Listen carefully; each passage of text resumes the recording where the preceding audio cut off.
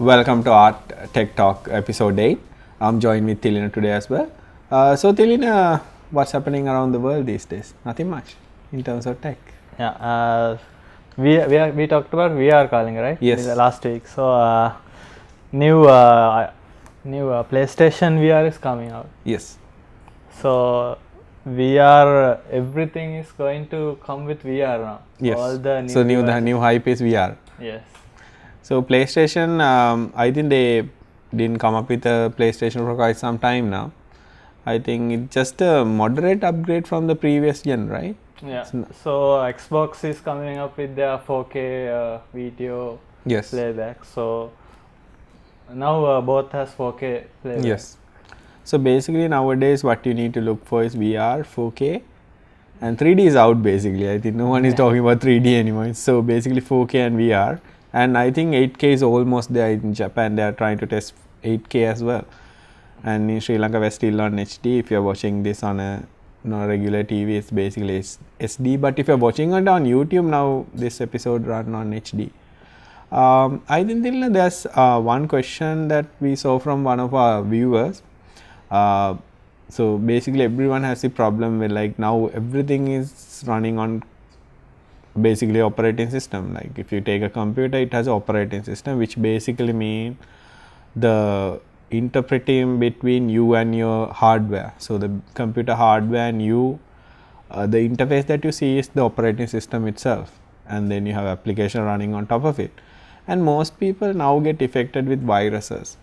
Now it's getting worse day by day. I mean, back in the day, it used to be like a funny thing, you know, like might pop up on your computer screen, and later on it got evolved, you know, stealing your data. Now most of the hype right now these days is ransomware, where they would trick you to, you know, click on a link or else download something. Once you run it, it will all encrypt your files, and it will say, hey, pay us $75, $100 to get your files back.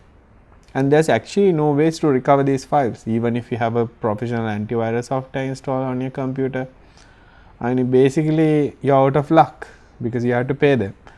But with little bit of, you know, like it's basically now it's all social engineering. It's not actually viruses itself. Yeah. So they are going to make you do things, right? Yes. So basically social engineering is a way for hackers, so the people are sending you viruses to trick you into doing things. For example, they might say, hey, have you seen this? Especially if you're on Facebook, you might see this a lot. Hey, have you seen your new video?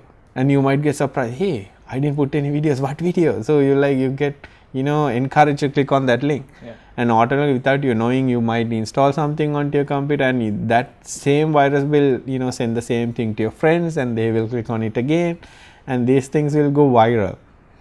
So basic little bit of, you know, like carefully analyzing the situation before you click on it. Yeah. For example, I see a lot of people, you know, try to do something. When there's a match going on, everyone is trying to find a site that streams the match. Yeah. And by doing so, you might see a link saying, hey, the cricket is showing on this link. So you might click on it and you say, oh, sorry, you don't have the software to play this. Would you like to install it? And obviously you would say yes, right? I mean, at that point, you just don't watch the match, right? Yes. So you just forget about everything and you just simply click on that and say, hey, install this. And without knowing it, your computer is owned by someone else. All your data might get encrypted. I mean, sometimes you wouldn't even know that you have a virus, right? So basically what, now there's actually a business going around selling hacked computers. So basically, I think you might have heard about DOS attacks. So basically, if you want to bring down a website, what you do is you send it a DOS attack. So basically what this means, it's not hacking, it's nothing else. It's just sending vast amount of traffic into a website where it can't handle it anymore. So it just goes down. So similarly, to do this, you need a lot of computers, a lot of bandwidth, a lot of internet connection. So the easiest way to do this is to trick someone to, you know, install something onto their computer. And automatically these computers get joined to a, what they call it, a bot network. So bot network has a bot master, the guy who owns those computers. You might even not knowing that your computer is part of the bot network, because virus scanners won't show it.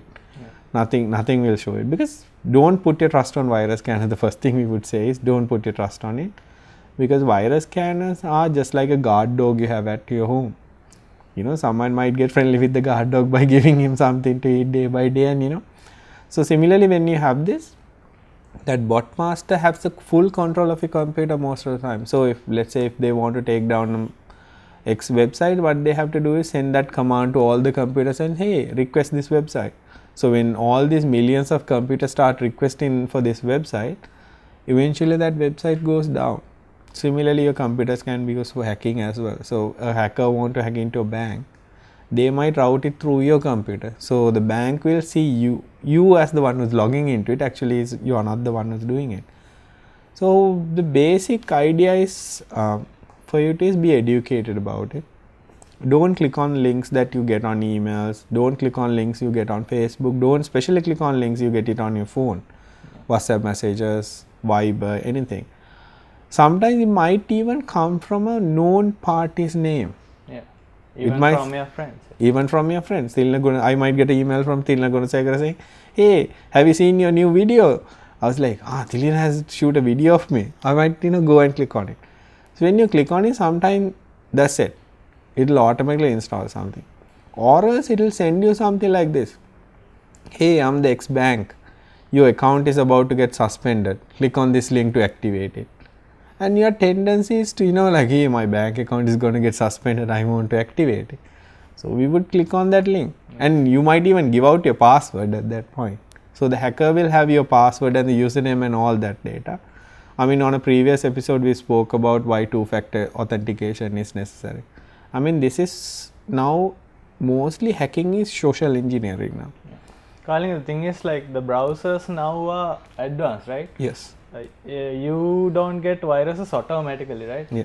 If you browse internet, it used to be the other way around, right? Yeah. It automatically installed with the vulnerabilities and everything we had with all browsers. But now the browsers itself, they block most of the viruses, right? Yeah. If you install something, but then you are in trouble. Yeah. And I think this is something that people ignore as well. They feel, hey, I have a computer, virus can install on my computer, I'm fine. And sometimes the virus scanner might even say, hey, I captured a virus. Actually, it might not have been, because it just, the softwares are so advanced nowadays.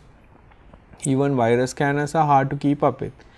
I mean, my whole logic being, personal logic being, if virus scanners actually works, there wouldn't be any viruses. So it's just that it's just a way to keep you feeling safe, not actually to keep you safe. So after this break, we'll talk about how you can actually be safe online on your computer. See you after the break.